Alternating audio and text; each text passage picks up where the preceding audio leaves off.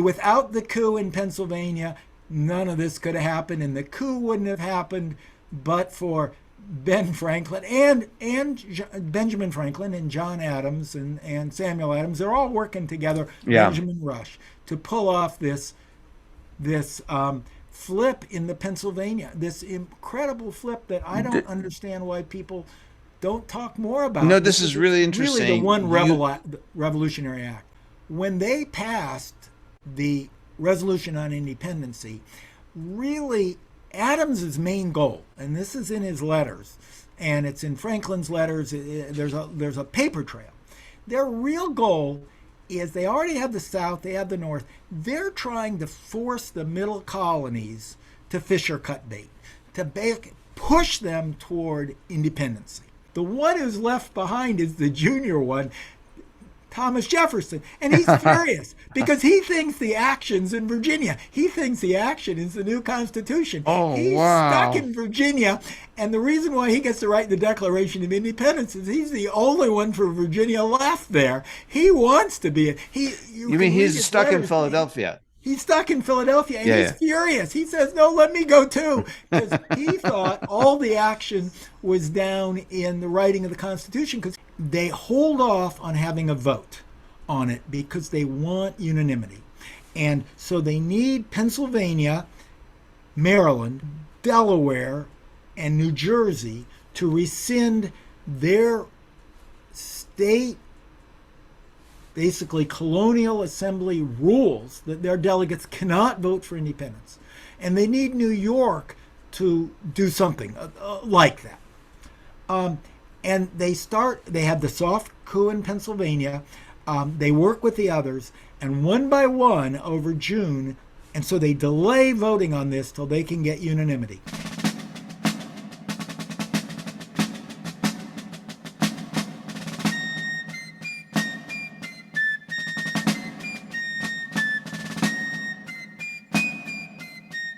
My guest for this interview is Dr. Edward Larson. He holds the Hugh and Hazel Darling Chair in Law and is University Professor of History at Pepperdine University.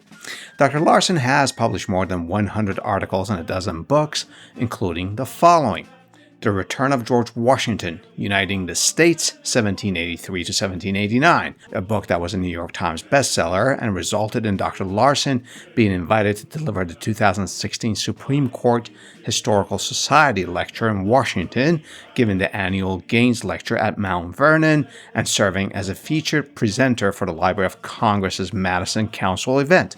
Another book of his is Summer for the Gods, The Scopes Trial and America's Continuing Debate Over Science and Religion, a book for which he won the Pulitzer Prize. His most recent book is Declaring Independence, Why 1776 Matters, which we discuss in this interview. Prior to becoming a professor, Dr. Larson practiced law and also served as counsel for the U.S. House of Representatives in Washington, D.C. This is part one of my two-part interview with him, and part two is linked below.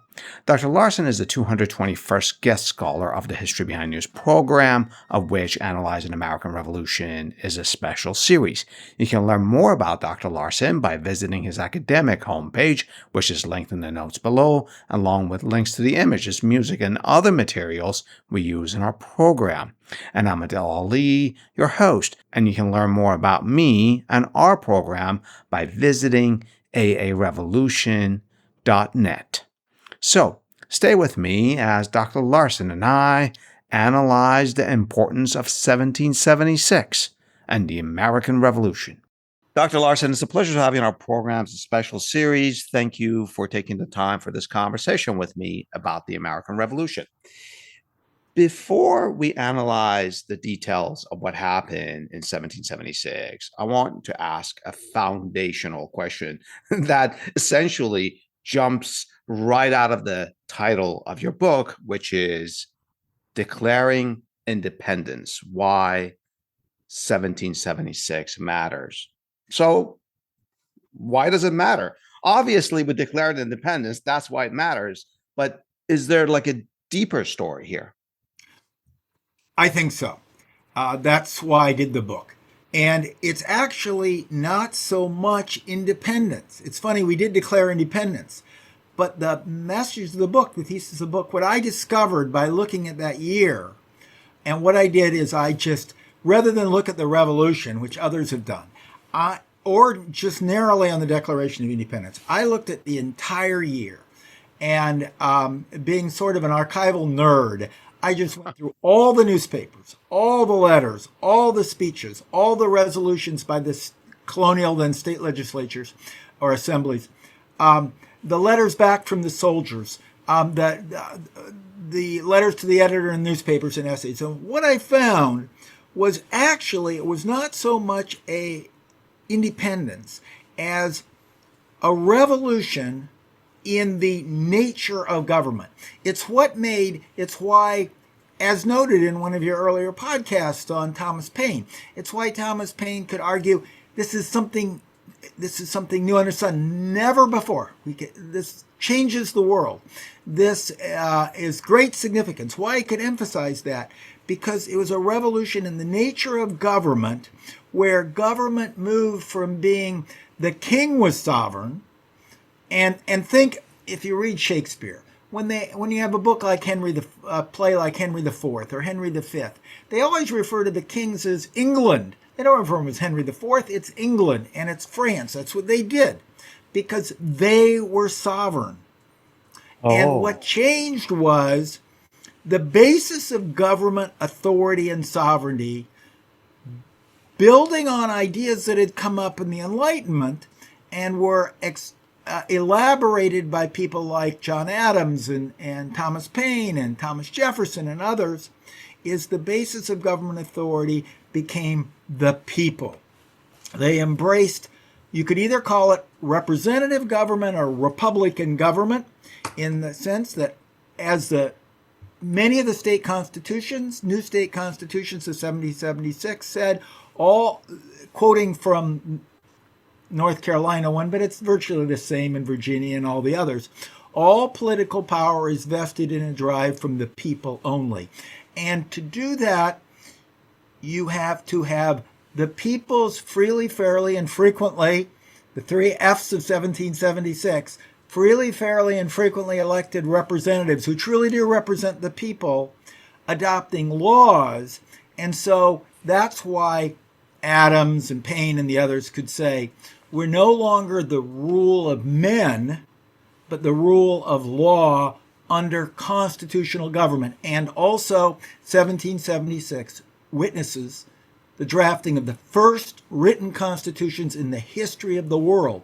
Those were those new state constitutions that Congress called for in May of 1776. So that's why this year was not a rebellion. That's why this year was a revolutionary transformation in government that Paine could call or Adams could call. When before in all history have people had the opportunity to write their own governments, write their own constitutions? That was Adams's words and thoughts in government. Paine said similar things. Jefferson said similar things. It makes that year not just pivotal for the colonies, it's pivotal globally. So I have three takeaways here. One is that not so much independence, which ties into the second takeaway, is that it's a revolutionary transformation. And that transformation takes some time. And you and I are going to discuss that in a moment. But it's also, it's kind of a psychological, emotional, and also a cognitive transformation of appreciating this change and accepting it. And I said three takeaways. My third one is not so much a takeaway as I think I'm going to borrow this phrase, three F's of 1776 from you, Dr. Larson. So let's walk through 1776, and we'll start with January, and just January 1st. What happens in Norfolk, Virginia, on the 1st of that year? On the first day of January, a Royal Navy flotilla, commanded by the Royal Governor of Virginia, but it was a Royal Navy flotilla, bombards Norfolk, Virginia. which was then the second largest city in the American South, the main port for Maryland. It was right at the mouth of the Chesapeake, so it was the main port for that whole estuary, that whole network of plantations. Because remember, back then, the British viewed that the two centers of rebellion were Massachusetts, Boston area, and the Virginia Tidewater. So this was the key to the Tidewater of Virginia and Maryland, the Albemarle region of North Carolina. And Norfolk, Virginia, stand right at the mouth, and the Royal Navy flotilla, which had been engaged with Patriot occupiers, basically Virginia and North Carolina militia had occupied Norfolk. They bombarded where they were stationed, and a resulting fire ended up decimating the city. 98% of the buildings in the entire city, again, the second largest city in the American South, were utterly destroyed. Wow. And that was published up and down as the acts of a out of control monarch. It was blamed on George III's policies. It was blamed on British policies, and it became another example of British atrocities and the fact that Britain was no longer, later that month, when George Washington, who of course was from Virginia and relied on that Tidewater to get his products to market. That's why when he heard about it later in January, heard about Norfolk, he wrote to his aide-de-camp. First time he backs independence. Before that, he was leading the troops, but he was defending the rights, as he put it, when he went up to take command in Boston. He passed through New York and he told the New York Assembly, "I'm not fighting for independence, I'm fighting for our rights as British subjects." He wrote after he heard about that, he said, "Armed conflict." Then he added, "and the reasoning and common sense will not leave many Americans not supporting separation." He becomes a convert to independence, and the great example was the destruction of Norfolk. Oh, wow. That's a big deal. I was going to ask you the impact of it, but you just articulated that. That's a humongous deal because George Washington, historically, up to this point, is kind of a conservative person. I'm not using our modern parlance of conservative. I'm just with respect. Like he was not a John Adams or a Sam Adams, to put it that way.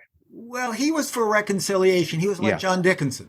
Okay, yeah. That's one reason he was chosen. And he was willing to fight. Well, he wrote the Fairfax Resolutions along with his neighbor, George Mason, that had come out a year before. And the Fairfax Resolutions we are willing to fight. We're willing to arm. Fairfax militia will come out and defend our rights as British subjects of the king. Those rights were, we can only be among them, where we can only be taxed by our own representatives. So they were willing to fight for that. But then they go on, and this is not designed for independence. This is not, we're loyal to the king. We just demand our traditional rights as English subjects of the king, which is the mantra was rights and reconciliation. John Dickinson never moved beyond it, but John Adams was actually there in 1775, as was Thomas Jefferson. His summary view of the famous pamphlet of 1774, the summary view of the rights of British citizens, of Americans, was that we have a right to British subjects. We are equal to any of the voters, and he called them the electors, any of the 160,000 electors in England. Every American is equal to them. That's where the equal phrase we later hear in the Declaration of Independence comes from, the summary view by Jefferson. But he said, but we are under the king. We pledge our allegiance to the king. That was the old rights and we want our rights and we want to reconcile. I see. And it shifts to we want our liberty and independence. And that's the transition. The people that were there by 1775, Benjamin Franklin, Samuel Adams, maybe Richard Henry Lee, there were a few people who had realized before that we're never going to get our rights from England. but it took time to bring people over because this was they traditionally believed their rights came from being British subjects, and they differentiated themselves, Yeah. say, from the French. And that time, really, you see the evolution, the revolutionary transformation, borrowing your phrase, occur within 1776. Before we go on to another big event in January, I just want to ask a question. This could be a podcast unto itself, but I'll ask it because I think it's really important, and it's also just fun to probe it. Did the British really burn Norfolk, Virginia, or is there a conspiracy sort of layer below it? Certainly the Americans, the people in the colonies believed the British had burned it. The Mm-hmm. British started by basically with their cannons they were offshore, they were on the coast, and they were trying to hold the area. The Patriot forces, the Virginia and North Carolina militia, had moved in and taken over the city, and there was a standoff between them. And soldiers would hide behind the warehouses and take pot shots at the British sailors. British sailors would take their muskets and take pot shots at the Patriot militia, back and forth. That had been going on for weeks. And what happened was the British got frustrated with that, and they had orders they used their cannons, and they basically were trying to blast all the buildings, the warehouses along the docks that were used. Then a fire started. Kind And of like the some of waterfront structures, right? the waterfront structures Okay. were hit by the cannons. Fire started and destroyed the entire town. Literally 98%. There were drawings that were published around the country. Your viewers can look them up online, and you'll Mm-hmm. see these pictures from 1776 of literally a destroyed town. Now, what was later determined by a Virginia, what the British claimed at the time was that no, we just bombed the buildings, and the winds were such that it wasn't going to spread. What we think is, to deprive us of a port, the Patriot militia themselves destroyed the town, and Hmm. they argued that the Americans denied it, that the Patriot press denied it, called it a British atrocity. That's the news that all the Americans basically believed. Later studies by the Virginia that were kept secret. They did an Were kept secret. investigation. They kept secret until it finally came out in 1842. I think it was 1842. It was 1840s. And they had determined that it was backfires established by the militia that wanted to deprive the British of what would be an ideal base, and in the end, that destroyed the city. And then the Virginia paid reparations, paid money to the people whose houses were destroyed. That was all done basically later in the war, but the actual findings of that report were kept secret for decades. That is fascinating. So there's much more to this story. The Patriots were um, involved in this fire, and none of that really matters because the story that came out and fueled, so to speak, no pun intended, the revolution was that the British actually burned the city, and that's the story that everyone in '76 was going with. Now, Well, they did start. They did start it. they did start it. Yes, yes. You make an interesting point that by the end of January, George Washington starts believing and actually penning this about uh, independence is the goal. But between what happens on January 1st to the end of January, another big event occurs. And I say big from the perspective of sort of hindsight. And that's on January 10th. The Thomas Paine's Common Sense, which you already mentioned, publishes. We've done several episodes on this, but I want your perspective. Does that change anything in 76 or even like in January? Well, yes, it does. It gives a new lens. I think that if let me qualify that. Mm-hmm. I think if Thomas Paine's Common Sense had come out a year earlier or a year later, it wouldn't have made any difference. Hmm. But it came Hmm. out timing is everything. Everyone Yeah. will say that. As they say with real estate, location, location, location. Historians say timing, timing, timing. Timing. If you read the newspapers, and you get this if you read the newspapers at the time, three things appear simultaneously in the newspaper. One was reports of the British burning of Norfolk. Another was the report of the King's speech from the throne. Basically, every year the King made a speech from the throne to Parliament. It's like the State of the Union address. And in that speech, it actually came out very end of October, but it doesn't reach the colonies because there's a transition time. There's no electronic communication. And you don't see it, you don't read it in the newspapers until January. You can read it popping up in newspapers. It appears in one newspaper in December, but the first town it reaches, and then it spreads. And in that speech, the King declared that the colonies were open rebellion. He said he was going to assemble troops, the largest foreign army ever assembled by Britain, 32,000. It turned out to be 32,000 soldiers, including he was going to hire Hessian or German mercenaries, which were viewed as bloodthirsty at the time. And he was going to assemble the largest fleet in naval history, and he was going to retake the colonies. He was going to capture them. And then at the same time, they received news of Thomas Paine's Common Sense, which came out on January 10th, but you'll see it in the newspapers. You see notes of it throughout the month. So simultaneously, they're reading one, that the King has vowed that the colonies are in open warfare, and he is going to crush the revolt with Hessian troops, foreign troops, naval blockade, naval ships, and it turned out 32,000 soldiers drawn throughout the empire. Plus, they received word of an example. Norfolk became an example of what they were going to do: destroy these coastal towns, destroy the means of trade and commerce. And then they read Thomas Paine's Common Sense. And what Common Sense does, it's been written over the fall. It was recommended, as you know well, not by Thomas Paine, but by Benjamin Rush, one of the members of a physician who was a member of the Continental Congress from Pennsylvania.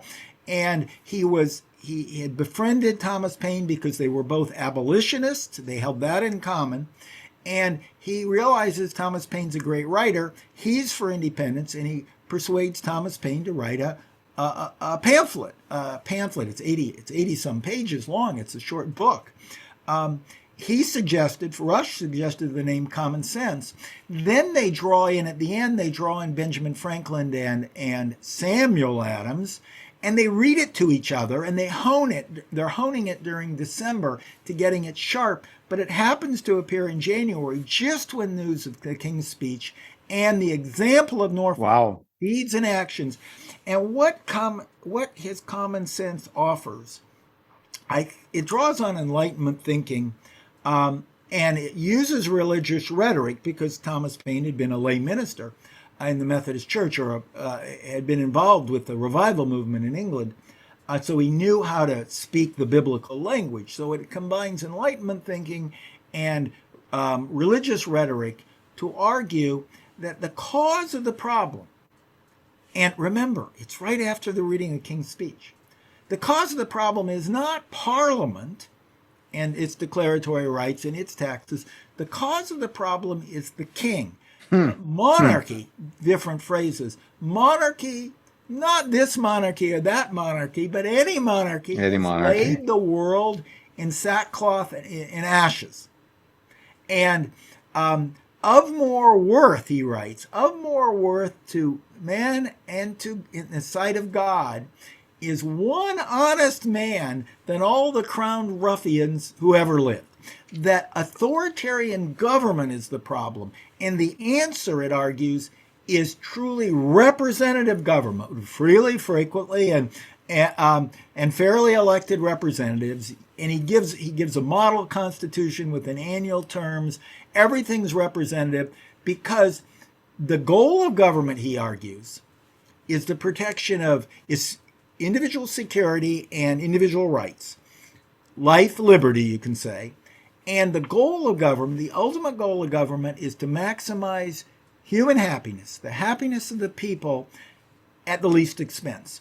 And he argues that authoritarians don't think that way. Authoritarians are after their own interest. They want to feather their own nest. They want to help themselves, and they go frequently to war. He makes all these arguments against that based on the nature of government. Now you can see this rooted in the thing. I mean, it reads just like to me, he claimed this wasn't true. Paine claimed it wasn't true. But to me, it reads like a popular version, the graphic novel version of John Locke's Thoughts in Government. It's the same sort of logic. Yeah. And he says, representative government is the answer. We need the rule of men has led to destruction. We need the rule of law. We need constitutions. He makes all those arguments. And so what that does is, in light of Norfolk and in light of the king's blusterous speech, his charges, his accusations, he sounds like an authoritarian, which he was.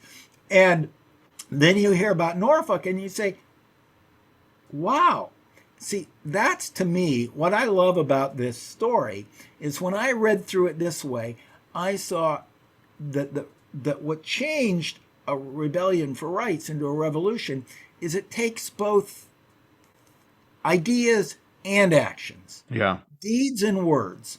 And what Common Sense gave was it gave a new lens for its readers to see what was happening, a new understanding, those ideas. And that's why I quoted it earlier, but Washington's just an example. You can read this, not just in Washington, and I quote them ad nauseum, but Washington says armed warfare, Norfolk, plus the irrefutable reasoning of Common Sense. He didn't know who the author was because it was anonymously published because it was treasonous.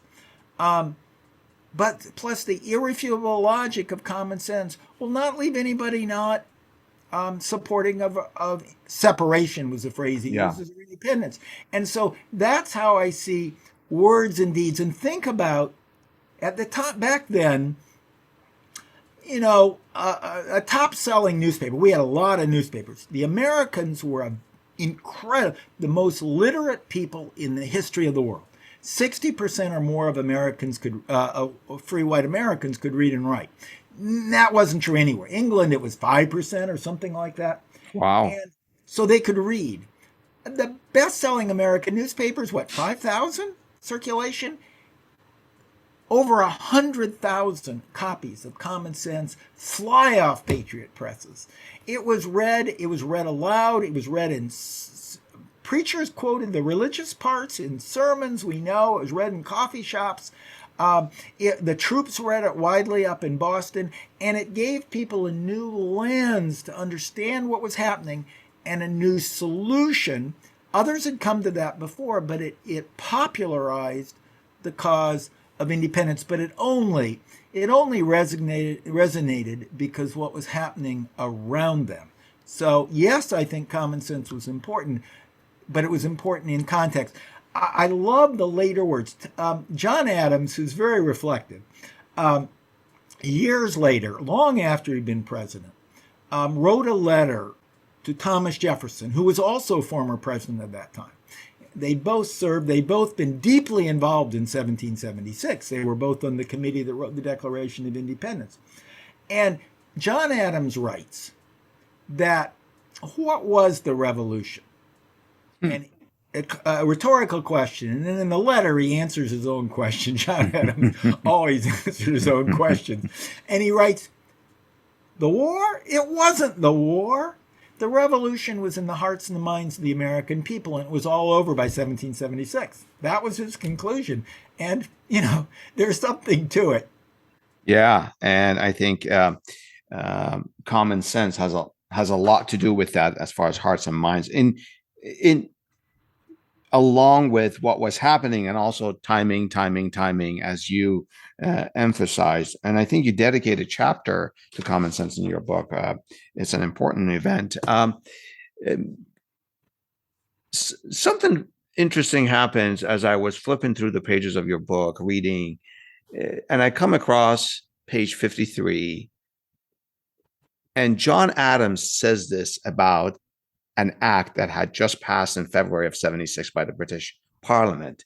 It's the American Prohibitory Act. And this is what John Adams says: Act of Independency. He's saying this about a British act. Yeah. So what does that mean? A British act is an act of independency for the American colonies? What does that mean?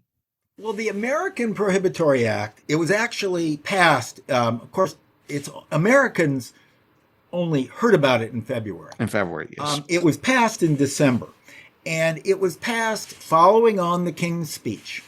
And what the Parliament passed was a law basically prohibiting trade by the colonies. What it did is it followed up on the King's speech, which had stated his view that the colonies were an open rebellion. And so, in line with international law, Parliament passed an act that prohibited all trade by the Americans. Countries still do that. It's like the United States president recently declared all trade by Iran can't happen. Yeah. He prohibited trade by Iran. Okay, that's what the British did, but they did it to part of their own country.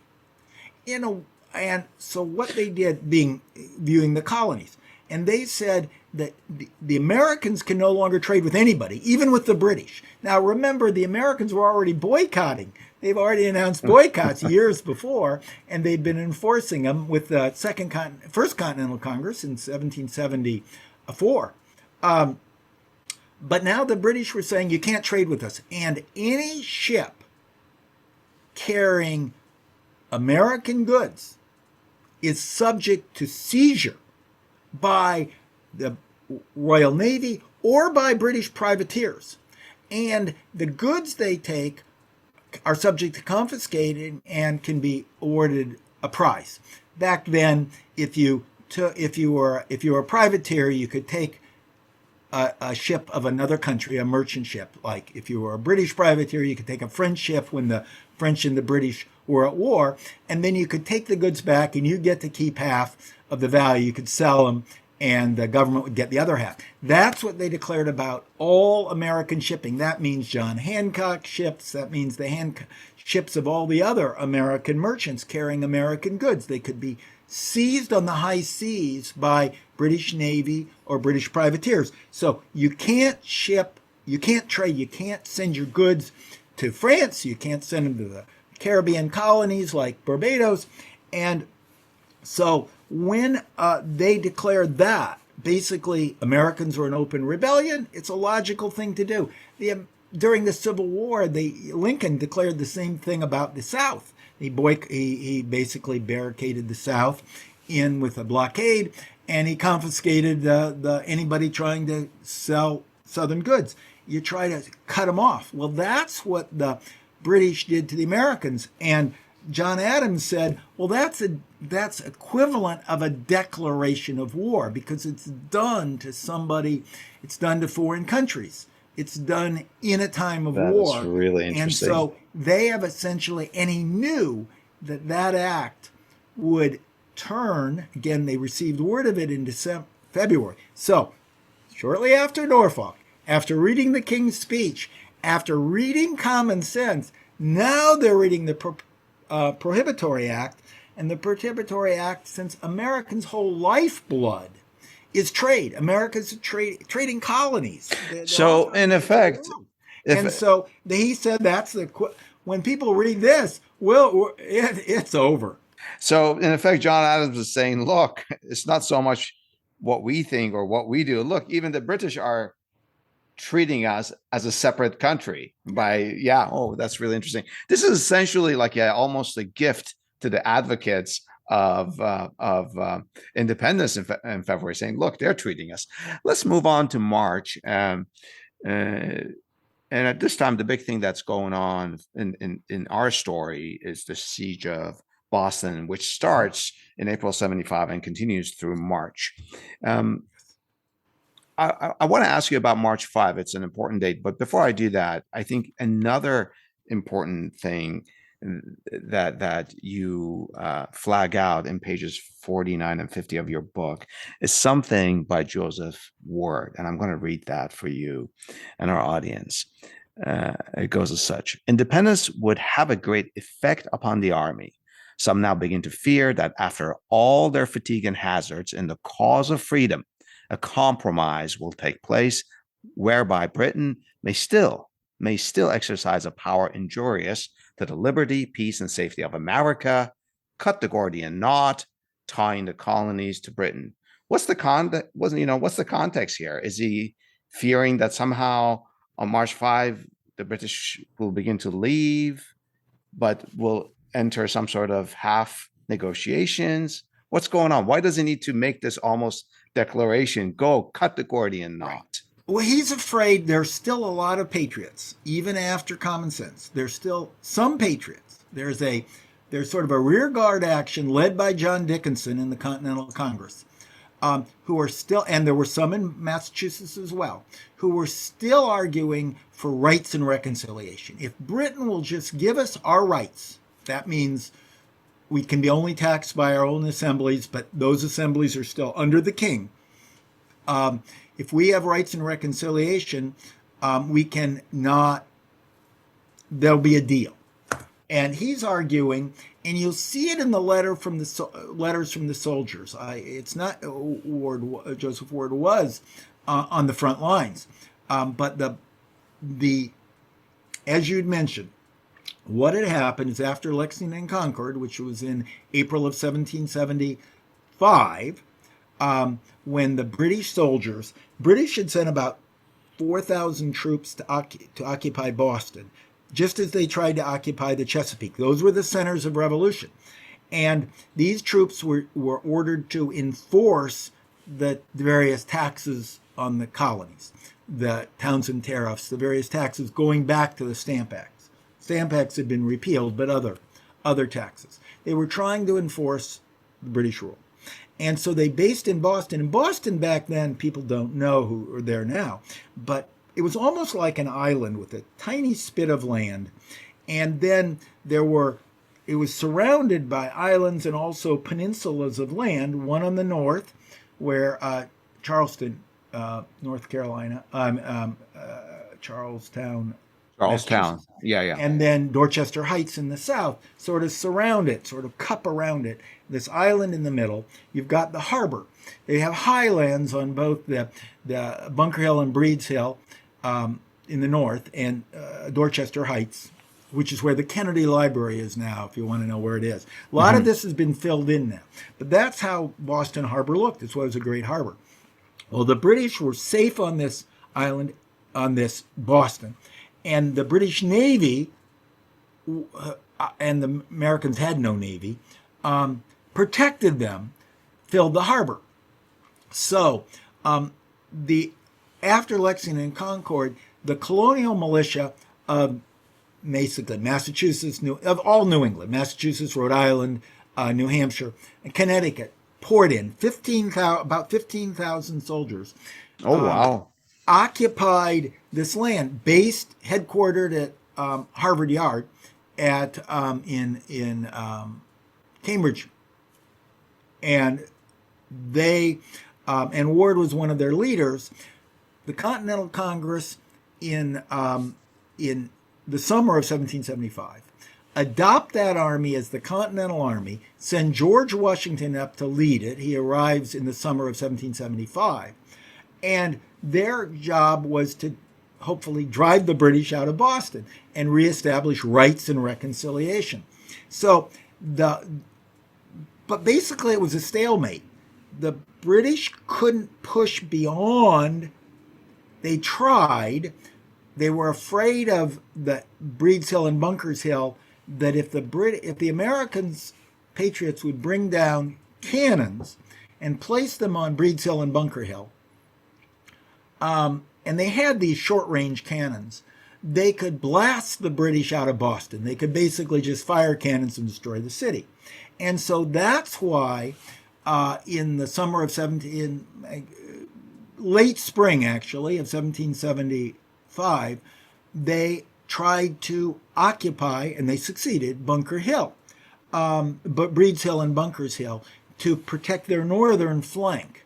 And so they sent all these soldiers, but the Americans heard about it before because they had great spies, and they occupied the hill first, and they basically blasted the British troops marching up this hill until they run out of musket balls. They finally ran out of ammunition, but they took aim, particularly at the officers, and they just plowed them down until they had to retreat when they ran out of musket balls. And the British did succeed in taking the hill, but at a tremendous loss of British life. Yeah. And so they had the highlands in the north where these short-range cannons could reach Boston. They protected their facilities. But then Washington showed up, and he tried, but he couldn't really attack the British because of the fleet of ships, even though he outnumbered 2 to 3, basically 3 to 1. They were trapped on the outside. The British had everything that could be protected by the Navy. And so what had happened, and you mentioned, so there was this long-term siege of Boston, and these troops, and Joseph Ward was part of it, these troops were growing increasingly frustrated. We're sitting here all through the winter, and we've got to be fighting for something. We're going to suffer out here through all the winter fighting these British, and they're just going to come up with a deal. And so you see this, like what you were quoting, you can see it also in the letters from the troops. And I had one ancestor who was among those troops. Oh, wow. A letter from him. But they were sending letters back to their delegates, like John Adams and Samuel Adams in Philadelphia, saying, we want to be fighting for something. You've got to give us you've got to assure us we're going to get, especially after they read Thomas Paine's Common Sense, we want to assure we're going to get our permanent assurance of our liberty. We want independence. And so there's a push from the troops to make this for independence. But still, that stalemate continued until, as you mentioned, until March, when it's finally broken. Oh, wow. So the soldiers want to make sure that after everything, all the sacrifices, financial, leaving family, and also lives, and health and everything, that there's actually an independence. That is fascinating. Let's move on to April. You already you mentioned North Carolina once. I want to ask you about an interesting publication, and that's called the Halifax Resolves. You discuss it in pages 56 to 58 of your book, particularly in those pages. First, answer this, and then we'll go into details of what it is.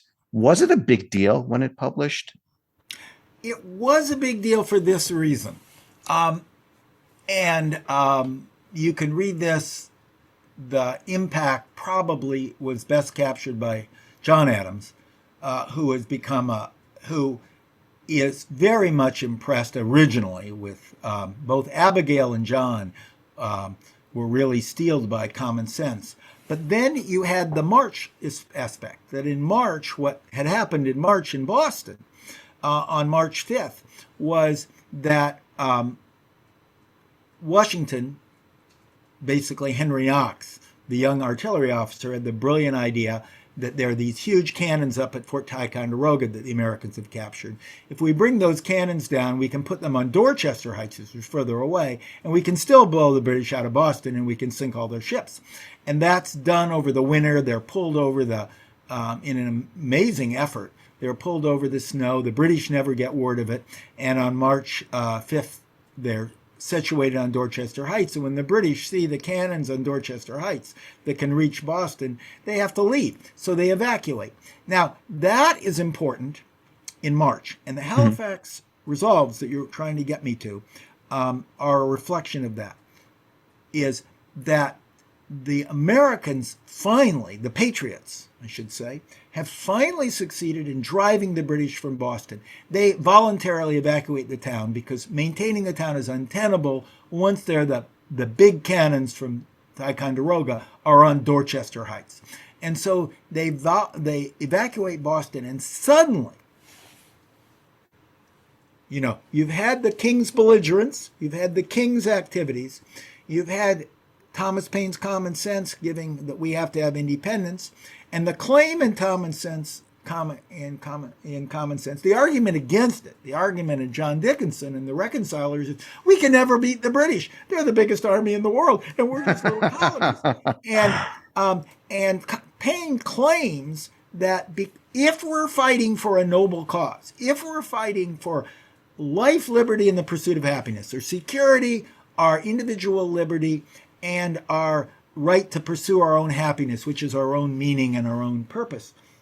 If we have representative governments, he claims, in common sense, we can defeat any power because what our goal is so noble, it will empower us. Well, that's exactly what the soldiers have bought this. If you give us a noble enough cause, we'll fight to the end. Then, when the British evacuate Boston, their 4,000 troops sail away. It's an example. We actually can. Wow. We can do Wow. it. We can drive them away. And word of that reaches the southern colonies. And British had also tried to expand their power. They had tried to sail in and take Charleston, South Carolina, and they'd been turned back by the famous fort that the cannonballs bounced off of, that is, in the Palmetto flag. And so the fear is, will the North, with Boston and with everything that happened in Boston and the Tea Party and everything else, they're ready for independence. But they thought that the rest of the colonies weren't ready, especially the South, which had always been plantation agriculture and relied on the trading the tobacco and the rice and other plantation crops. But when North Carolina then meets together and their colonial, basically their patriot legislature, what had happened in all the states except Pennsylvania is that the local assemblies had been abolished by the king, and they continued to meet as independent conventions. So it was the old government, the old patriot, the old colonial assemblies, the lower houses of the legislature. The upper houses were appointed by the king or proprietor, so they never mattered. The lower houses, which had always been their bastion of support, whether it was in Massachusetts or Virginia or North Carolina or South Carolina, they had continued to meet throughout this period, and they became, except in Pennsylvania, where they remained in reconcilist hands. What happened is the North Carolina Assembly in April adopts the Halifax Resolves. Halifax, by the way, was away from the coast. It was up on the Virginia border. It was away basically from the British Navy, which was sailing up and down the North Carolina coast. It was removed from that. And it was the old colonial assembly now meeting as a North Carolina convention, and they say, we're ready for independence. Wow. And they authorize their delegates in Philadelphia at the Constitutional Convention, at the Second Continental Congress, to back independence. And when that reaches Philadelphia, you get the advocates of independence, which are now led by Benjamin Franklin, John Adams, Samuel Adams, Richard Henry Lee of Virginia, these other advocates of independence. They say, we've got the South. North Carolina is now with us. They too want independence, and quickly they hear word that South Carolina and Virginia are thinking the same way. So if they had the North, New England, which they called the East back then, but they mean what we think of as New England, the 4 New England colonies at that time, and we have the South. John Adams in his letters often used the he varied. He'd sometimes say, we're like a bunch of 13 horses or 12 horses, and we've got to get to the stable at the same time, or we're like 12 ships, 13 ships, all the colonies. We got to get into harbor at the same time. Some of us are going faster, like Massachusetts. Now he finds out he always worried about the South because they were more aristocratic. They had there was more slavery. There was a bigger class division between rich and poor. He says they're going to be laggers, and he found out they're not laggers at all. They're getting into harbor too. And so that was viewed as, by the proponents of independence, as a major accomplishment. And now they had North Carolina, and soon it became clear they had South Carolina as well, backing independence. So that was in basically by April. Yeah, that was in April. To one comment, that we have the South, as John Adams excitedly proclaims. That story is not full yet. They still have to work with the South, and I'll get to that in a moment. But the question I have is this. We're still in April. We're far from July. Does unanimity matter? Is it integral, or at this stage where our founders, let's say Washington, some of them like Richard Henley in the Continental Congress, John Adams, Hancock, others, are they prepared to have independence based on a majority or supermajority? Or is it all about unanimity? Well, it's actually, they would talk about unanimity, but it's actually somewhat between supermajority and unanimity. If you really do study their letters and their writings, what they're thinking is, what are we going to take to be a viable republic? And when you think about it back then, and the way they thought about it in their early letters, and you can read this in 1775, you can read it in early 1776, is the old British colonies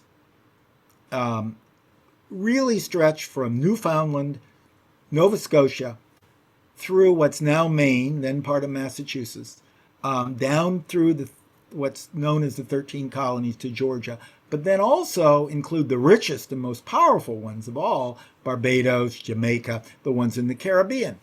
Up further north, Bermuda and Bahamas. And there's also, I think, West Florida or something? Well, Florida goes in and out of whether it's British or Spanish. It's a trickier one. It's British at the time. So, yes, it includes West Florida and East Florida as separate colonies. So they're originally sending letters and common sense, versions of common sense, but also earlier sending letters trying opposition to the Stamp Act, opposition to the Townshend Act, to try to draw in Barbados, Jamaica, Nova Scotia. In 1775, George Washington sends 2 armies north from Boston, because he's got more men than he needs, 15,000. He doesn't need 15,000 to bottle in 4,000 British troops in Boston. He sends 2 armies, one through Maine and one through New York State, Lake Champlain, to conquer Canada. They do take Montreal. Benjamin Franklin goes up to Montreal because he can speak French, and there are hardly any of the patriots who can, to talk with these guys to try to bring them in, and try to have a pincers movement on Quebec. But on December 31st, last day of the year, they fail in a blinding snowstorm, an attack on Quebec. And then the British send more troops and reinforce Canada and drive the Americans out in early 1776. So the Americans are thinking all that. So yes, unanimity. They want to have Barbados. They want to have Jamaica. They want to have Nova Scotia, but they never get them. But below that, what do they need? Well, they know they can't be divided. You can't have just New England. That's not feasible. That'll collapse. That'll be crushed later. You can't have just New England. It's not big enough. And originally the Second Continental Congress, First Continental Congress had, depends on how you count Delaware. It's not technically independent of Pennsylvania yet. But they have basically New Hampshire to South Carolina at the First Continental Congress and the beginning of the Second Continental Congress. Finally, Georgia shows up, but Florida never comes, Bermuda never comes, Bahamas never come. And so, well, this is big enough. We can do with this. But if you have something in the middle that divides them, and then you think of the key colonies, Pennsylvania basically cuts across the entire colonies. Yeah. New York. You can't have them without those because they divide. Sure, they could probably do it without Delaware. They could probably do it without Rhode Island. But they've got, by April, I think we've got the Northeast, or New England, and we're getting the South. But remember, Virginia and all, since for 10 years, Virginia and Massachusetts have been the locus of the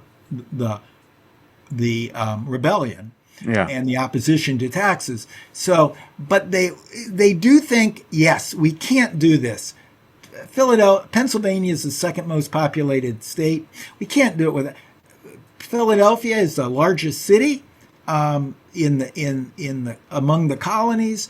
New York is a critical harbor, and it connects up to Canada. We can't do it without New York. We can't do it without Pennsylvania. We have to at least bring, we'd love to have Nova Scotia, we'd love to have Barbados, but we at least need the core colonies, the old historic colonies on the eastern seaboard. On the 13 colonies. Great. Dr. Larson, moving on to May, there's something really interesting that develops. John Adams writes something, and it's a preamble, and we'll get to that in a moment. But this is what he says about the preamble. He says, a complete separation from Britain, a total absolute independence. Then later they talk to him about the preamble. They ask him, and he says this about the preamble. He said, I thought it was independence itself. This is around page 70, 71, 72 of your book. And we're still in May. We are not in July. The Committee of Five that drafts the Declaration of Independence, I don't think it has even been formed in May. Yet he's saying about this preamble, I thought it was independence itself. What's going on here? It's a great point. What had happened is with the Halifax Resolves, they now, the remember, the battle among the patriots themselves. Remember, John Dickinson, he's a patriot. He had written his famous letters that were critical a few years before, critical toward the whole revolutionary movement. But he never moves beyond rights and reconciliation. And there's a core, and his faction controls Pennsylvania for sure. He has two homes. He has homes in Delaware. He's a huge landowner with plantations and slave labor. And that's basically based in Delaware, but he'd married into an important Philadelphia family. So he's leader of the Rights and Reconciliation Group. He wants all these rights. Only the colonies can impose taxes on themselves, all these rights. He wants all the rights that British people have in Britain under the king. He wants to dispose Parliament. But he's not for independence. He's for remaining under the king. Now, he's leading that faction. And John Adams, beginning about February, he moves and becomes the leader with Benjamin Franklin, eclipsing his own cousin, Samuel Adams, who'd been a leader before. He becomes a leader of the independence movement within the Continental Congress. Yeah. So you've really got Adams and Franklin against John Dickinson. And now when they have the South, they finally have a majority, because each state in the Second Continental Congress, each colony, I should say, it's still colonies, each colony has one vote. But when you add South Carolina and North Carolina, and of course you have Virginia, and you ultimately add Georgia, you've got a majority. They never had a majority before. And now, using that majority, they begin passing resolutions that build toward independence. They still have Pennsylvania, thanks to Dickinson, who controls the legislature there, and their satellite states, colonies of New Jersey, Maryland, and Delaware, plus New York, which is its own independent operator, who have passed resolutions. They've gotten their colonial assemblies to pass resolutions supporting rights with reconciliation and saying our delegates can never support anything that supports independence. That's They're five committed to this states. That's five states that you name. Pennsylvania, New Jersey, Maryland, Delaware, and New York, which kind of operate separately. But that's five states that are reluctant at this point. Yeah, but there are 13 states, so you got Exactly. a majority. Yeah. They get with the South, with the Halifax Resolve, with South Carolina and North Carolina supporting independence in Georgia. And Delaware is sort of funny because it's not really an independent colony. They're really a linked colony with Pennsylvania at this time. They have a separate local assembly, but they are under one royal governor. They're all part of the Penn proprietorship under Penn's appointed governor. Now, so their status in Philadelphia is sort of questionable. Do they get an independent vote? But the point is, you're right. But now the pro-independent forces for the first time. And so what do they try to do? Well, John Adams is now really the key thinker here. But he's working closely with Richard Henry Lee of Virginia, absolutely, and with Benjamin Franklin of Pennsylvania, who's in the minority of in his own state. And what they say is, we can call, just with majority vote, we can call that every colony should repudiate its royal government. They all have charters from the king, or the king through a proprietor, like the Penns in Pennsylvania, or the Calverts in Maryland, so based in England. They all have a royal colony that gives sovereignty, ultimate sovereignty, to the king. Well, they can call on every colony. And remember, we weren't a United States or United Colonies then. We were a bunch of independent colonies, each claiming that their assembly can pass all the resolutions affecting us. The Parliament in England has passed a declaratory act way back in 1766 that says Parliament can pass laws affecting all the colonies on any matter whatsoever. That's what the colonies are opposing, and says, no, our assemblies can pass act. We have to get them approved by the king. He can veto them. He's our sovereign. And he says, no, you can no longer work under a royal charter. We're in a state of war thanks to the American Prohibitory Act, the King's Speech, the Halifax Resolves. We're in a state of war, and therefore calls on every colony to adopt a new republican government, a new constitution. Now remember, at this time, no nation in the world has a written constitution. The colonies have written charters, but those aren't written constitutions. Those were written by the king. This declaration, which Adams, working with Lee and Franklin, pushed through, used their majority power to push through, they call on each colony to adopt a new constitution.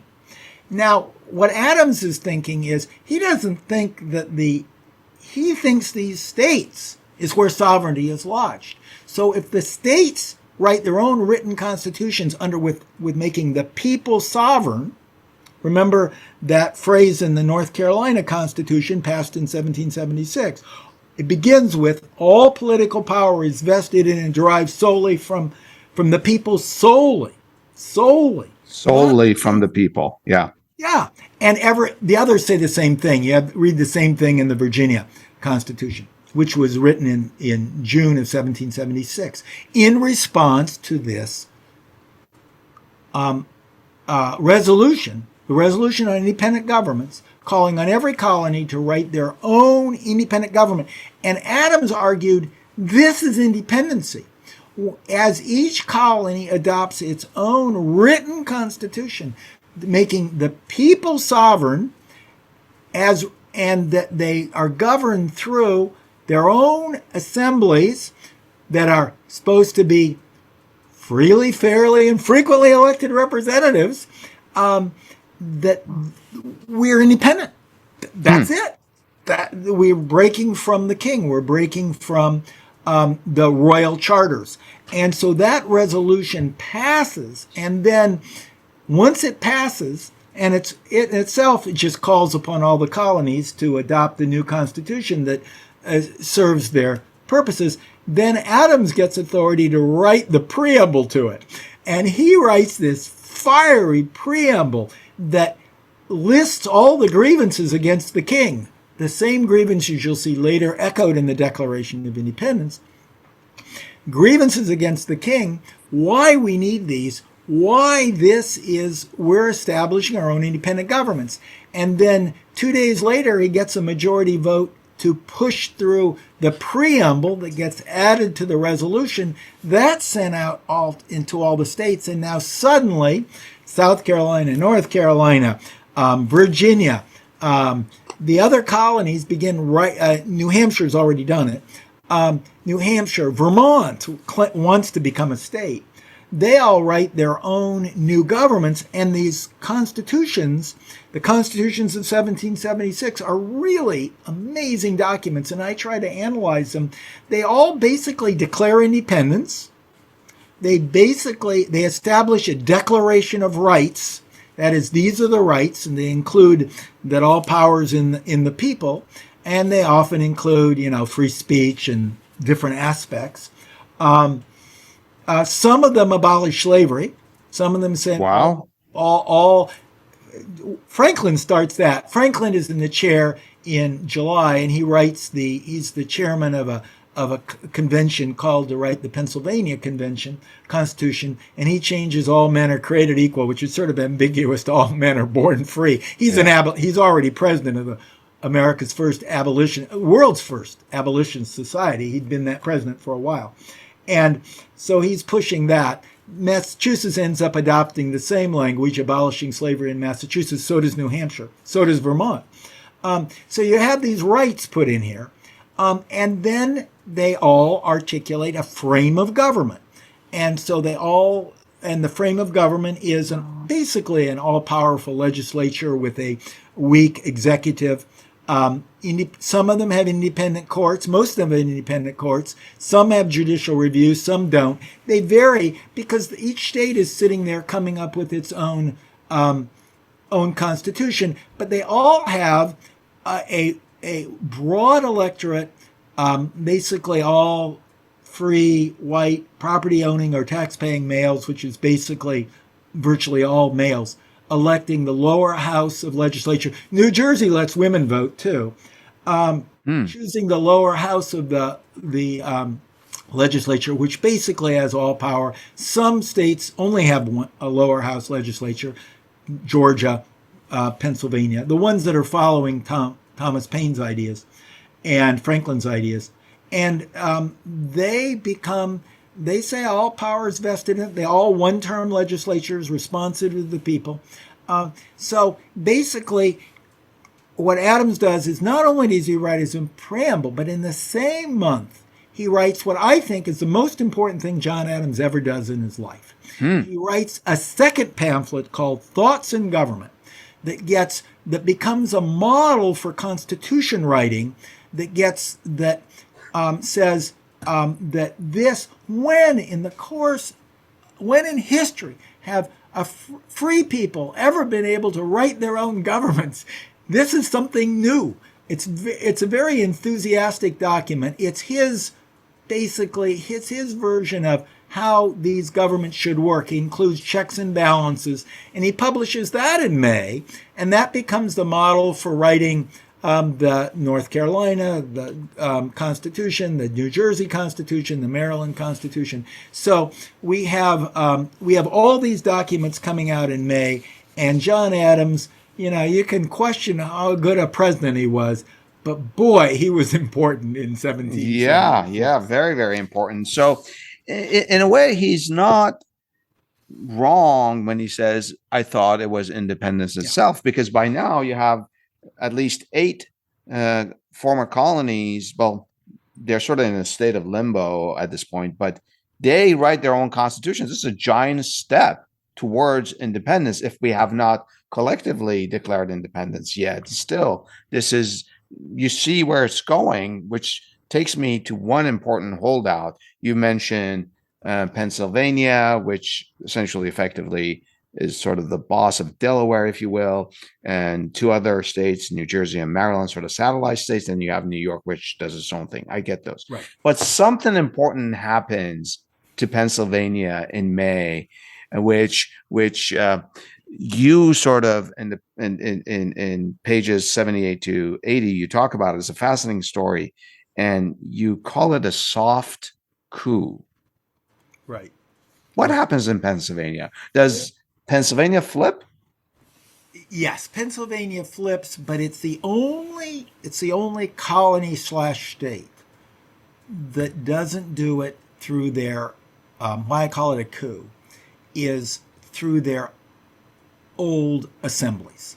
In every other state, like Virginia, what had happened is the old Virginia Assembly, the House of Burgesses, becomes dominated by patriots, reforms itself as the Virginia Convention, and power just continues in that body. They drive off the royal governor, and they continue to operate. Same thing happens in South Carolina, North Carolina, Massachusetts, Connecticut, Rhode Island, New Hampshire.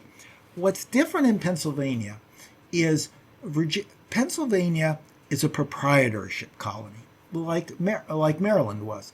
That is, that their royal governor is appointed by their proprietor, who has his authority under the king. In this case, it's the Penn family. The descendants, grandson of William Penn, is still the proprietor, and he appoints the royal governor.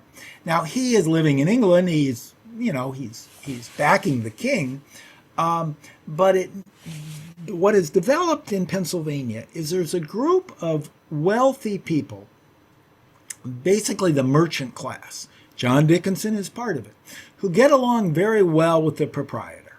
They don't face the same oppressions that the colonists in Virginia and Massachusetts, where they had royal governors who really did bring oppression on them. Pennsylvania has had a softer regime. And John Dickinson, who is a major landowner, with the family he married into, he's as a largest slave. I think he's the largest enslaveholder in the Delaware Valley, and large plantations. And working with the merchant class, and actually Robert Morris, the future financier of the Revolution, is part of this. And they have a proprietorship faction that is one faction that all throughout the Patriot period has had a strong representation in the Pennsylvania Assembly. Now, there's the faction that's more radical, that includes basically the artisans and the tradesmen. And of course, that's Benjamin Franklin. Benjamin Franklin has always identified himself as an artisan and a tradesman. He's a printer. Even though he's become very wealthy, he's a very good artisan and tradesman. And he's the leader of that faction.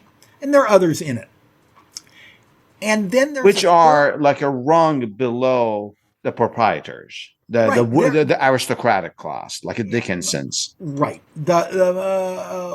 Robert Morris would exemplify the merchants. The richest man in the colony is probably Robert Morris. Dickinson and the family he marries into are a close second. They're more large plantations. The small farmers tend to go with the merchants, tend to go with the tradesmen, They go back and forth. They tend to go with the tradesmen. They tend to go with the artisans, but the tradesmen and artisan class. So you've got that class, and you've got the aristocrats and the rich merchants. But you have a third faction, and that's the Quakers. Originally, it was a Quaker colony, and there's still a Quaker faction. And the Quaker faction is, of course, they're Quakers. They're against war.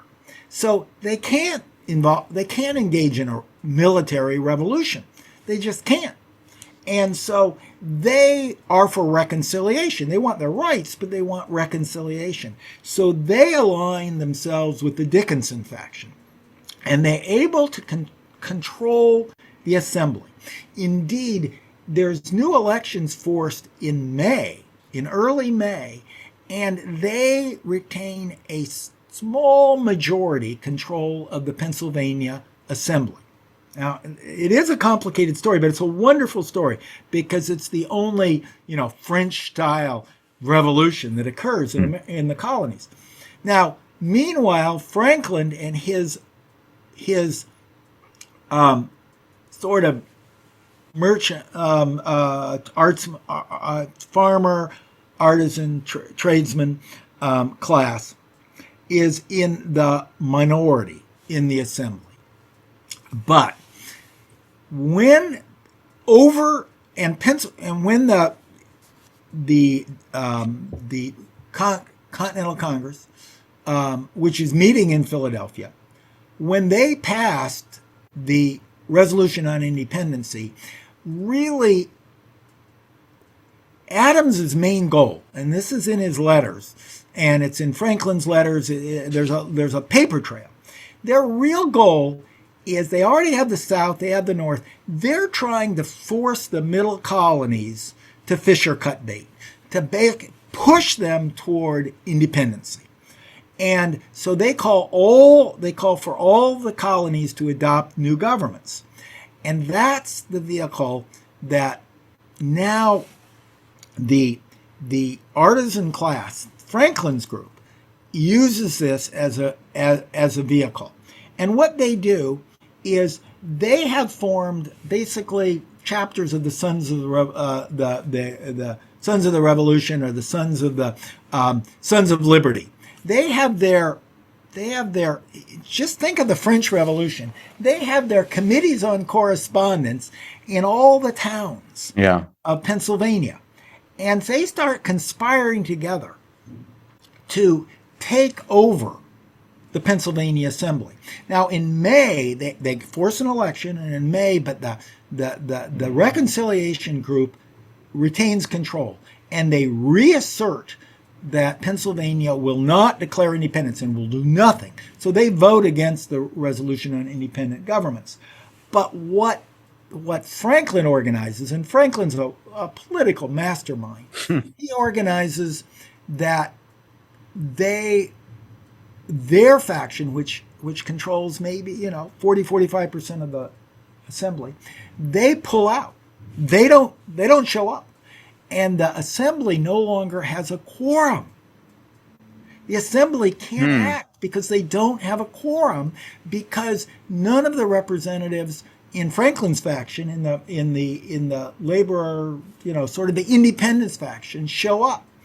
And they instead call the Philadelphia chapter of the Committees on Correspondence, or the pro-independence group.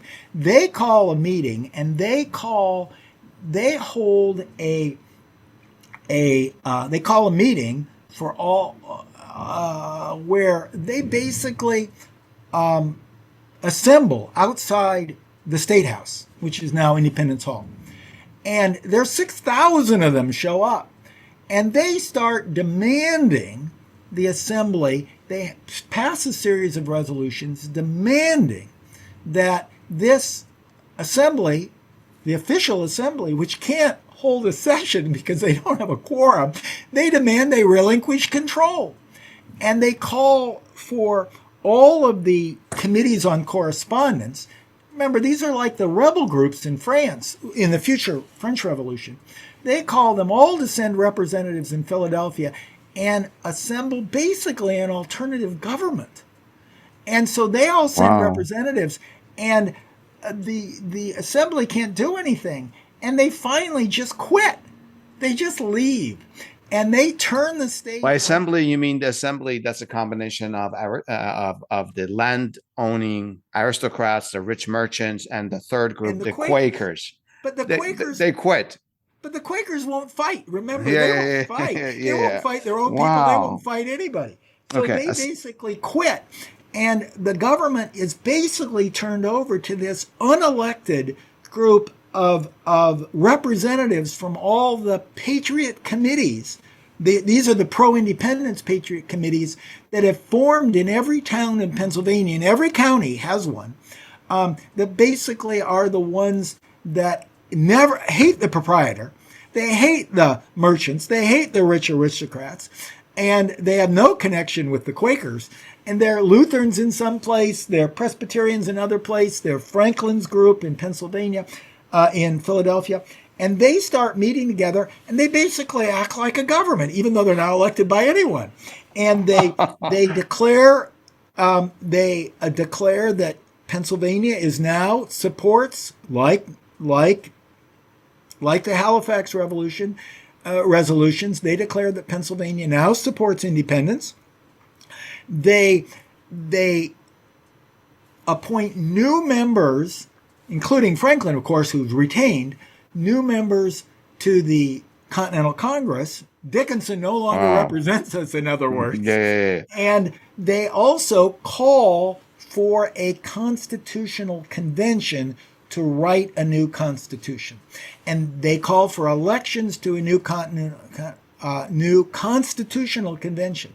And they also authorize the militia to join the other militias and fight the British. The Pennsylvania militia can now fight the British. Of course, the Quakers won't even authorize a militia, period. And then they have this new constitutional convention that meets in late July and August, and Franklin chairs it. And basically, Franklin, working with them, writes a new constitution for Pennsylvania through this elected sort of, first it was unelected, that's why it's sort of a coup, and then their own elected body. And that body, both those bodies, first the first one and then the second one, which is really just a constitutional convention, they act as if they're the government of Pennsylvania. They collect taxes, they do all the activities of a government until the new constitution can get approved. And then by the fall, by which time Franklin is, of course, off in France as our ambassador, they basically established their new constitution. It's very much, the constitution they draft is very much like Thomas Paine's constitution, the constitutions that Paine proposed. It makes it different than the Adams. It's a one-house assembly as opposed to a bicameral. John Adams is all concerned about checks and balances. Thomas Paine and Benjamin Franklin are more concerned about representative government. We want as representative assembly as possible. Yeah. And so you get two models of state constitutions battling with each other, but they're both pro-independence. And that flips one little curious. You get me going, and I can't stop. Delaware uses the opportunity of the soft coup in Philadelphia to say, well, we're not part of that. They've always wanted to be independent, but they could never break from the pens. And they declare themselves an independent colony. And they then adopt their own, much more conservative, much more government down. But what the key steps was that this rebel government, as you call it, it's not elected by anybody. The rebel government repeals the prohibition for the Pennsylvania delegation at the Constitution. They repeal the provision that they can do nothing to back independence. This allows... You mean the Pennsylvania delegation to the Continental Congress?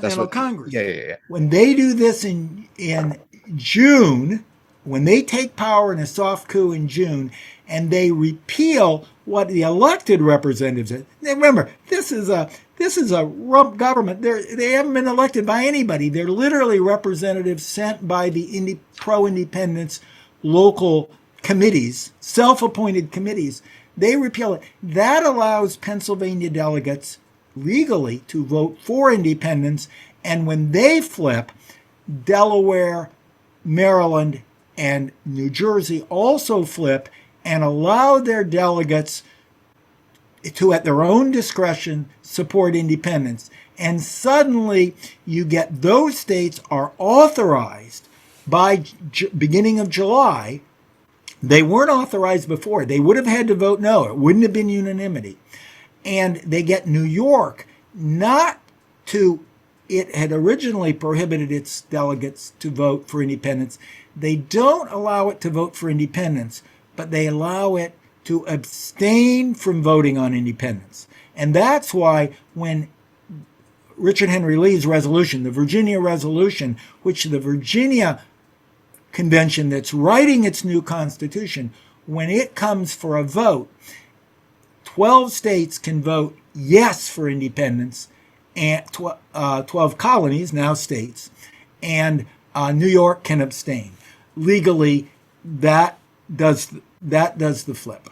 The flip. Without the coup in Pennsylvania, none of this could have happened, and the coup wouldn't have happened but for Ben Franklin and Benjamin Franklin and John Adams and Samuel Adams. They're all working together, Benjamin Rush, to pull off this flip in the Pennsylvania, this incredible flip that I don't understand why people don't talk more about. No, this is really interesting. Really the one revolutionary act. Yeah, you sort of tied in, not sort of, you directly tied in to Halifax Resolves back in April to what Adams's preamble in May to this coup that I'll just be honest, when I'm reading, I'm like, oh, this is an interesting story. But then as I'm reading your book, I'm like, no, this is a big story. This changes everything. So, earlier you said Pennsylvania, which just cuts through the states, through the 13 colonies. That's what I mean. That flips. And with that, 4 other states come along. You have said in the past that the South was already there. You mentioned North Carolina, of course. We have the Halifax Resolves, and South Carolina goes along. Virginia is a hub of activity. But then I want to sort of quickly ask this. Something funny happens, and you mentioned this almost in passing in page 85. If I'm making too much of it, you tell me if I'm making too much of it. But here, Virginia, which is one of the 2 centers of the revolution, you have Massachusetts, you got Virginia, sort of passes the buck here, saying kind of defers responsibility of declaring independence to the collective body versus itself. Is that what happens? Well, it does. It does declare independence, and it's working on its constitution in June. Once the resolution on independent governments, it goes to work to drafting its own constitution. And that constitution basically has that key line that all political power is vested in and derived from the people. Are you talking about their constitution or Virginia Declaration of Rights? Well, the Declaration of Rights is the first, is part of the Constitution. Oh, I see. It's the first part of the Constitution. The Constitution has 3 parts. The first part is the Declaration of Rights. It's what George Mason writes, and it includes the key phrase that sovereignty rests with the people. And that's in June. They're working on that. And that follows the Resolution on Independent Governments, which Richard Henry Lee. Indeed, when that Resolution on Independent Governments passes, all the delegates in Philadelphia from Virginia, except one has to remain to represent them. All the others go back because they know they got to write a constitution now. So Mason and George Wythe and Richard Henry Lee, they all go down to Williamsburg to write their new constitution. Just as all but one delegate from North Carolina goes south after the Halifax Resolves to write their constitution. The one who's left behind is the junior one, Thomas Jefferson. And he's furious because he thinks the action's in Virginia. He thinks the action is the new Constitution. He's stuck in Virginia. And the reason why he gets to write the Declaration of Independence is he's the only one for Virginia left there. He wants to be. You mean he's stuck in Philadelphia? He's stuck in Philadelphia, and Yeah, he's yeah. furious. He says, no, let me go too. Because he thought all the action was down in the writing of the Constitution, because he too agreed that was the important act. But they do say, recognizing what Adams has been saying all along, and Richard Henry Lee and Adams are working hand in glove. Richard Henry Lee of Virginia, Adams from Massachusetts. They're working on independence hand in glove with Franklin. They think we need this unanimity, basically, that we can't be split up. The South isn't viable alone. New England isn't viable alone. We need the colonies. And so they say, well, if we've got the Resolution on Independence, which Adams thought was good enough, but we need a uniform declaration of independence. We need each state. They definitely believed that sovereignty was in the states. They need each state to declare independence, but we need a uniform declaration uniting us. That must be unanimous. Somebody can abstain, but there can't be any no votes. And so they do pass the buck. Now, it's funny is the people don't realize it. When the Constitution is approved in June, they hold a celebration in Williamsburg. They take down the British flag. They put up Washington's flag, which was, of course, Washington had a flag for his troops. They think they're independent. They celebrate their independence, and their leaders are saying, "No, not quite. We have asked that we think there has to be a uniform document." And Adams agrees. Has finally come around to agree, because the argument is the only way we can deal with other countries. We need some other country to recognize their independence, and a uniform declaration will help solidify us, because these European colonies, if they want to support us, because we're going to need French support. We hopefully will have Spanish support. We hope we'll have Dutch support. All the enemies of England should support us, but they can't deal with each colony independently. They have to deal with the group, and so the leaders in Virginia and the others realize we need at least some sort of uniform declaration. But if you read that declaration closely, the declaration really always talks in the terms of we, the delegates, not we, the states. That they also understand that ultimately they're great believers in state power and state sovereignty. And so it's sort of a very artfully written chameleon document, the Declaration of Independence, but it models what all the states are doing. So when you say it's a very artfully chameleon document, I've read it. It's beautifully written, not just the preamble that everyone is familiar with, but also even the grievances. And in our program, we've gone through several of the grievances, the way it's been sort of not just written, sort of positioned. Yeah.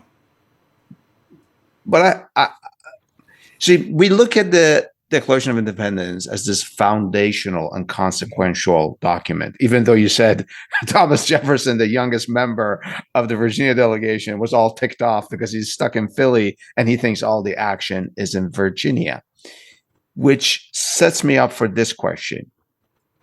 This big document that we think of today was, how much time did they give Jefferson to do this? Like, here is a couple of months, go research, come back, No. How does this play out? No, it's a great question. Adams used to needle Jefferson. He says, you wrote that document in an afternoon, and Jefferson would counter, no, it took me a day and a half. But Adams would say, but there's nothing new in it. And he'd say, well, they didn't ask me to write anything new. They asked me to summarize existing thoughts. I was supposed to write as a representative. And what it really does is, Jefferson had been so interested in the Virginia Constitution that he spent once Virginia is committed to write a new constitution declaring independence, he spends most of his time sitting in Philadelphia writing drafts and sending them down to Virginia. And because he keeps hearing, the Virginia, there's so many delegates, they're all fighting. They're not really. What really happened is George Mason realizes these bunch of people can't do anything on their own. And he basically adopts the tasks of writing it himself. And they buy his document. And his Declaration of Rights in his opening part reads a lot like the preamble. But if you look at the Declaration of Independence, the lion's share of it, over half, is the grievances. And back then, the grievances were the important part. That's what they read to the troops. That's what they read. They read, it's ticking off all the things the king has done wrong and why he's not fit to be a leader of a free nation. And that's what they cared about, much more than the preamble and the conclusion. And the grievances are basically the same grievances that are in Jefferson's 1774. So he's already written those. 1774 Summary View, his great pamphlet of 1774, which he had written to send up to the First Continental Congress. Now, those are the grievances. He sends those grievances down to the Virginia Constitutional Convention. They've already written the governmental structure part. They've already Mason has written that. That's a two-house legislature, basically the governor's powers, things like this. And they've written this Declaration of Rights that reads sort of like our preamble of the Declaration of Independence.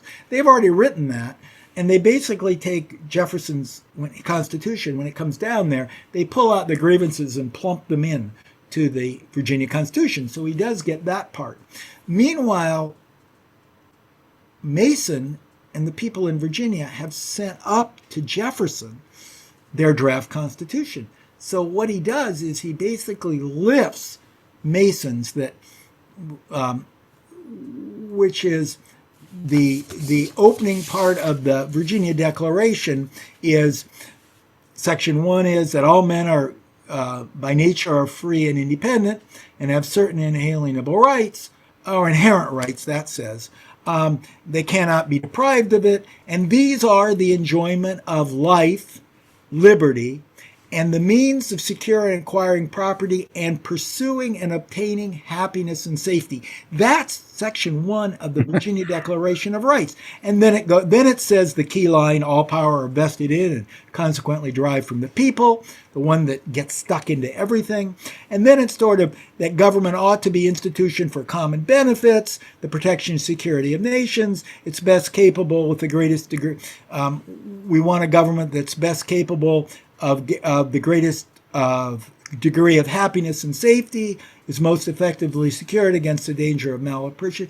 Basically, it reads like the preamble. I could read more parts of it. It does read like the preamble of the Declaration of Independence. And that's what Jefferson does. Wow, He takes the document that he's been sent up by Mason and plops it on the front. He takes his grievances, and then basically the third part is the resolve. The resolve, in the end, as the Congress adopts it, is basically Richard Henry Lee's. The resolution had been passed by Virginia when their convention first met and sent up, asking them to declare independence in Philadelphia, and and to declare that these United Colonies are and of right be free and independent states. That's the resolution from Virginia.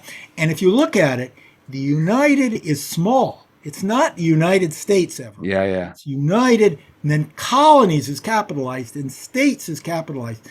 We are declaring these united, small u, colonies and states, free and independent states. That becomes the end. So really, there's not much for Jefferson. Jefferson is piecing it together. But what he does is he sort of tweaks it, he shortens it, he takes Mason's work, he makes it read better. He's a good writer, he's a great writer. And he makes a preamble that sings out of basically 4 or 5 different sections of the Virginia Declaration of Rights. He makes it one argument. And then the committee that's appointed to draft this, Jefferson gets to write it because he's the chair of the committee. And he's chair because he got the most votes. The committee never elected him. And they want representatives of each part. So they put Franklin, who is viewed as the best writer in the colonies. They put him on it. They put John Adams, who of course wrote the preamble, of the independent resolution of independent governments, and then they put one from Connecticut, Roger Sherman, and they put one from New York, William Livingston. Well, the committee never meets because they never have time. They all have other jobs to do. Franklin is on the committee to draft the Articles of Confederation. They all have other things to do. Adams is running the military front because he's in charge of the committee that handles military affairs. They all have other things to do. But what Jefferson does when he drafts it, he does the two he really respects as writers is Franklin, who's the greatest writer in the colonies. I mean, he's famous as world famous as a writer. He's also an editor because remember he was a newspaper publisher. Yeah. And he sends it to Adams. We have what Franklin then goes through it, and he likes what Jefferson wrote, but he makes some key changes, like instead of holding these, we hold these truths to be sacred, so they're coming from God somehow. And Franklin's saying they can't come from God, they got to come from the people. So he changes it to we hold these rights to be self-evident. The truth of the matter, and that all men are created equal and endowed by their Creator with certain inalienable rights, among which are life, liberty, and the pursuit of happiness. Well, he's getting life, liberty, and pursuit of happiness right out of Adams's preamble, but also out of Thomas Paine. And they get them indirectly from Locke. It's all pieced together. But to make them self-evident, these rights weren't self-evident to anyone because everywhere else the rights came from the king. He's saying all men are created equal?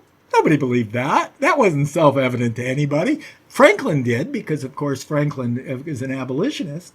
But, it wasn't common thought. And that governments are created to, the purpose of government is to, among these rights are life, liberty, and the pursuit of happiness. What monarch would have ever said my purpose in the world was to create happiness for the people? That's not how authoritarians think. Yeah. And so, but to make them self-evident, it makes them self-affirming, which is a brilliant step. And that's Franklin. That's the way he thinks. Adams apparently made a few changes. We don't know what changes Adams made. He never even shows it to the other two. And then they went and submitted it. So it's basically, the way I like to think of it is that Jefferson, who later claimed credit for writing the Declaration of Independence, he really pieces it together. It's like a Virginia quilt. They like to quilt in Virginia. And it's like a beautiful patchwork quilt of things he took from other sources. The preamble mostly from Mason, his grievances mostly from his own summary view. But what he does is he asks a few delegates from let me throw in a few grievances that reflect New England or other places besides Virginia. And he throws those in. And then he writes a long closing, but that gets cut out. The Congress throws that out and just basically puts in the Virginia Resolution on Independence, which Richard Henry Lee has brought. And the result is it's much better. The changes made by Congress improved it. The changes made by Franklin improve it. It's like a beautiful patchwork Virginia quilt. And to me, when you think about it, back then the most important thing were the grievances. But going forward, the most important thing was that lyrical preamble, which is mainly the work of Mason, improved by Jefferson and Franklin. And, I mean, how could you say it any better? We hold these truths to be self-evident, that all men are created equal and endowed by their Creator with certain inalienable rights, among which are life, liberty, and the pursuit of happiness. I think in one sentence there, these people, these writers, have encapsulated what becomes the American dream. Yeah, and it's something that we repeat over and over till now, the 21st century, and hopefully we'll continue to repeat. Let's close off our part one of our discussion of 1776, which is 3 dates, not so much to get into too much detail of them. I just want to know what happens. So on July 1, the Continental Congress meets. You said Congress made some changes. Is that the time when they make some changes? What happens on July 1? What are they discussing? What happens on July 1 and then finish on July 2 is they have put off. Virginia has made its resolve. The Virginia Convention that's writing the Constitution, they have sent up its request to declare independence, to declare that these United Colonies are, and by right, free and independent states. They hold off on having a vote on it because they want unanimity. And so they need Pennsylvania, Maryland, Delaware, and New Jersey to rescind their state, basically colonial assembly rules that their delegates cannot vote for independence. And they need New York to do something like that. And they have the soft coup in Pennsylvania. They work with the others, and one by one over June, and so they delay voting on this till they can get unanimity. And one by one, Maryland, Pennsylvania, after the rebel government takes power, New Jersey, and finally they get New York to say, you can't vote for independence, but you can abstain. And so now they have unanimity. At least they'll have 12 votes and 1 abstention. So then they go ahead with the vote, and the vote by then is known. Once these resolutions come through, they've got the votes. Because all you need is a majority of the delegates in each state. So even if Dickinson and Morris vote no, the Pennsylvania delegation, because Wilson is flipped, Franklin is now the effective leader, thanks to the coup. And so they're going to pass. So they adopt the resolution, and that happens on July 1 and then finish on 2, which is Adams at the time thought that's the day we'll celebrate for our independence. Meanwhile, while they're waiting, they know what's going to happen. They just have to get the approval. They have appointed this committee, chaired by Jefferson, to draft a declaration. They produced another committee with Franklin and Dickinson on it to write the Articles of Confederation, to start working on that. And Franklin is also already leading the one on foreign correspondence to try to get allies overseas. So that's happening in June. They finally on the 1st they have the votes. They're going to get unanimity, except New York's going to abstain. And so then they start debating the resolution, and that passes on July 2nd. What the heck happens on July 4th? Why are we celebrating July 4th instead of the 2nd? It seems like it's a done deal. Well, it is a done deal. But now they need, once they pass it, they go to Jefferson's committee and get the declaration to explain it, because they think we've got to tell the world, write a piece of propaganda to explain why this is justified, why it's right. Remember, this is a world, they're trying to appeal to Europe, and Europe is a continent of kingdoms. Yeah. What right do these people have a right to claim their own authority? How do we justify, because France and the Netherlands and Spain, they all have colonies. They're not going to back colonies if they need some justification. So then, as soon as that's adopted, they say, now we have to turn. We've already had it drafted. We've already had the committee of Jefferson, Franklin, Adams, Livingston, and Sherman write the explanation. Now we need to consider that resolution. And then they spend basically the better part of 3 days just going over line by line, editing, revising, heavily changing the end, taking out various grievances like blaming the king for slavery, things like that are taken out by the South, to try to get a single explanation that all the colonies could agree on. And so July 4th, they adopt the declaration explaining the resolution they've already passed on July 2nd. So on the 4th, are they voting on the Declaration of Independence as we know it? Yeah, well, in the end, they used the better part of 3 days to edit it down basically cut it by a third.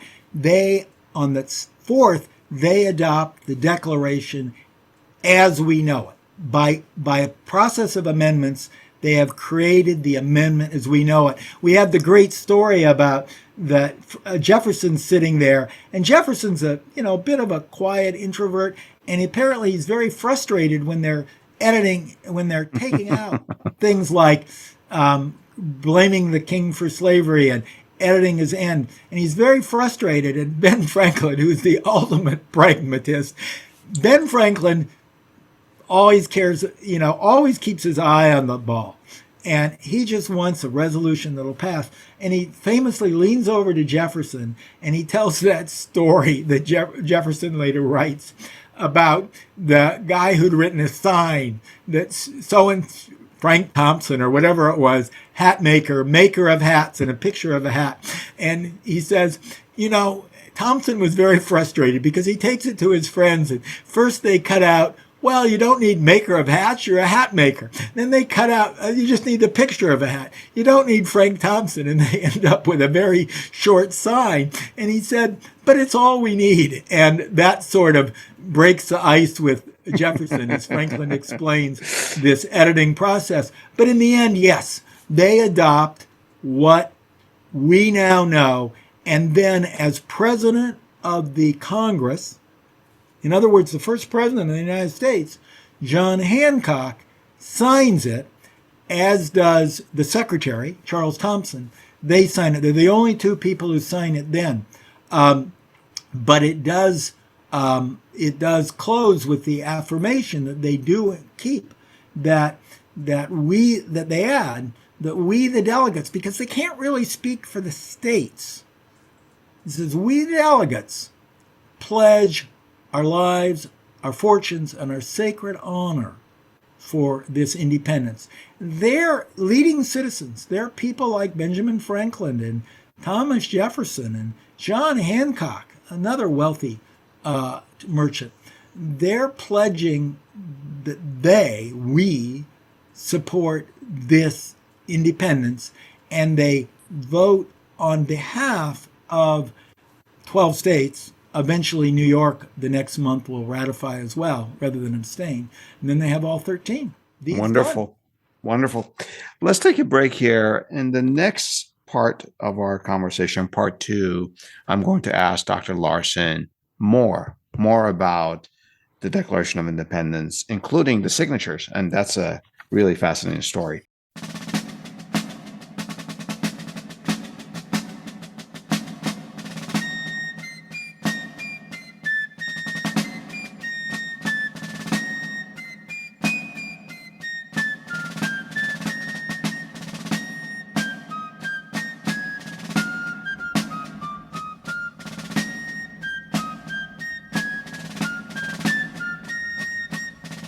And I went down to camp along with Captain Gooding, and there we saw the men and boys as thick as hasty pudding.